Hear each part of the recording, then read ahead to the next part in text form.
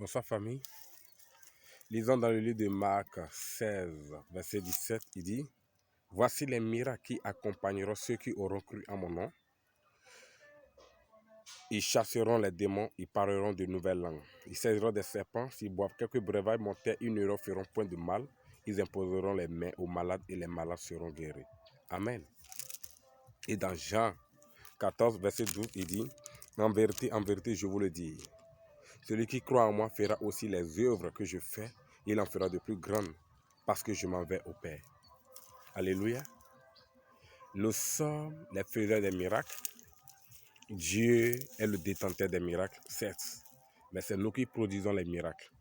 Aujourd'hui, les miracles étonnent les chrétiens. Et je suis surpris que nous, les chrétiens, nous sommes étonnés de voir certains miracles, de voir certaines merveilles, de voir certains actes de Dieu dans la vie de nos frères, dans nos propres vies. Or, cela ne devait pas être le cas. C'est notre quotidien.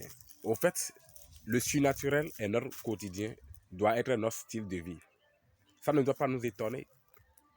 Ça ne doit pas nous effrayer. Quand nous voyons les miracles aujourd'hui, c'est la preuve que c'est nous qui faisons les miracles.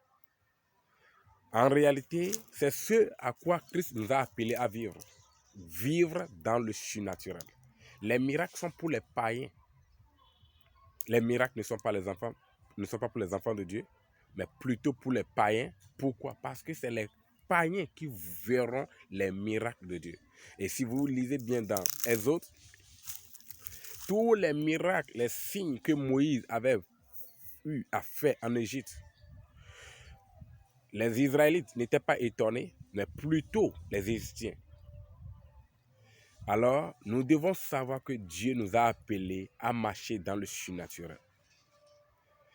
Cessons d'être étonnés, de voir certains actes étranges, de voir certains actes de Dieu au milieu de nous en tant que peuple de Dieu. Nous sommes appelés à vivre dans le surnaturel.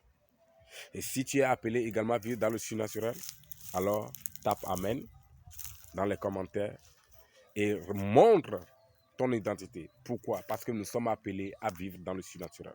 Le surnaturel est notre quotidien.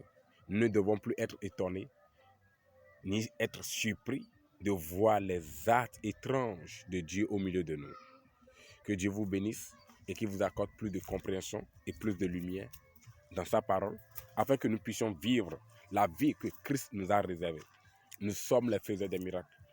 Amen. Dieu ne fait pas des miracles, c'est nous qui faisons les miracles à sa place. Shalom.